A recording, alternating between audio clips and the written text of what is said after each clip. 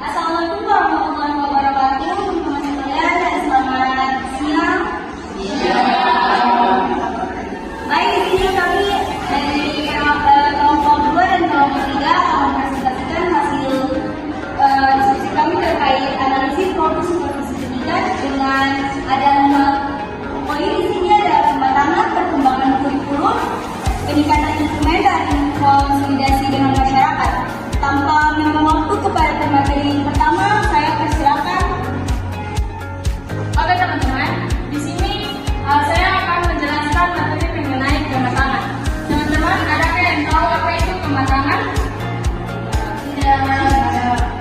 Oke, pematangan ini merupakan pengembangan dari kesiapan guru saat menjalankan tugas profesionalnya, di mana guru yang matang mampu merencanakan pembelajaran dengan baik, melaksanakan proses mengajar secara terarah, serta melakukan evaluasi hasil belajar secara sistematis. Saat ini, perkembangan kurikulum, di mana perkembangan kurikulum berfokus pada bagaimana sekolah menyesuaikan kurikulum dan perangkat ajar sesuai dengan kebutuhan peserta didik serta perkembangan pendidikan.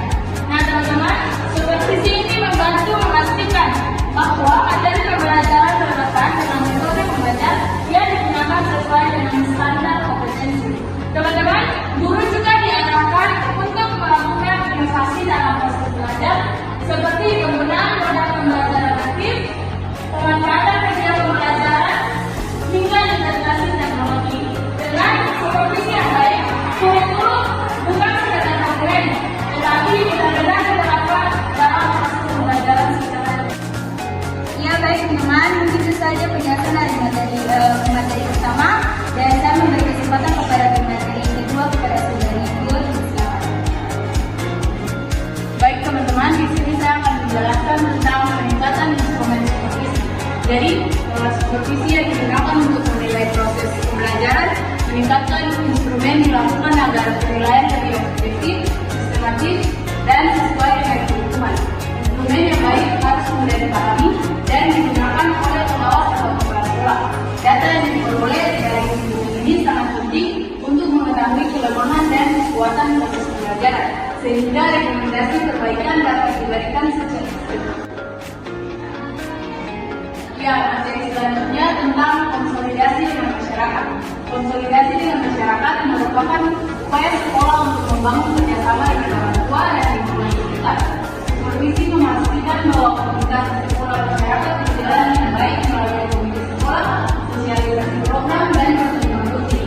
Kerjasama ini dapat memberikan dukungan moral, material, maupun partisipasi dalam berbagai program pendidikan. Dengan membangun hubungan yang kuat dan transparan, sekolah dapat menciptakan lingkungan yang mendukung perkembangan siswa dan meningkatkan mutu pembelajaran secara keseluruhan.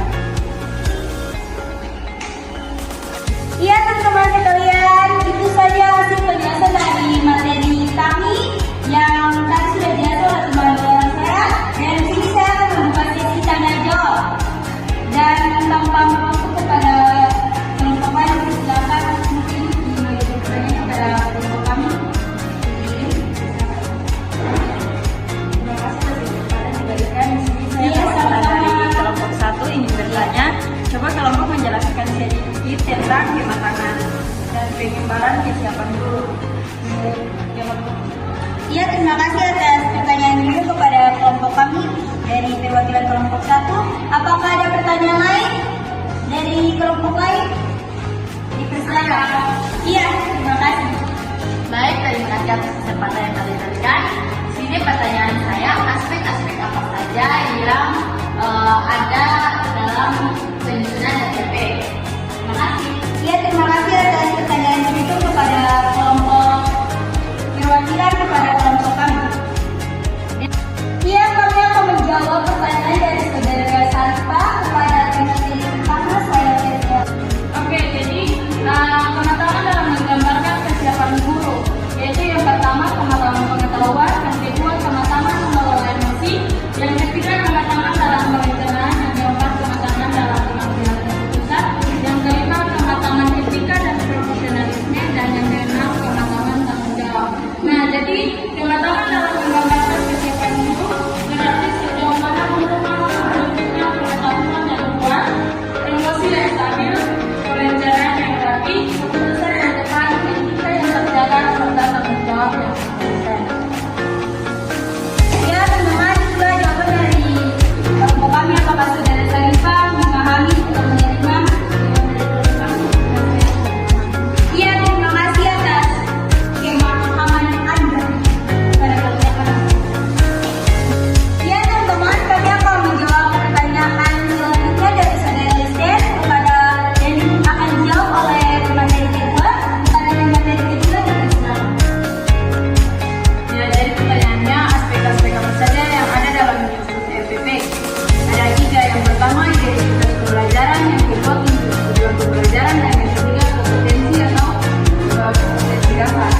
Jadi RPP harus menentukan kompetensi materi dalam pembelajaran, media dan nilai, dan semua itu saling terkait, dan kalau satu saja memang RPP itu tidak akan berhasil.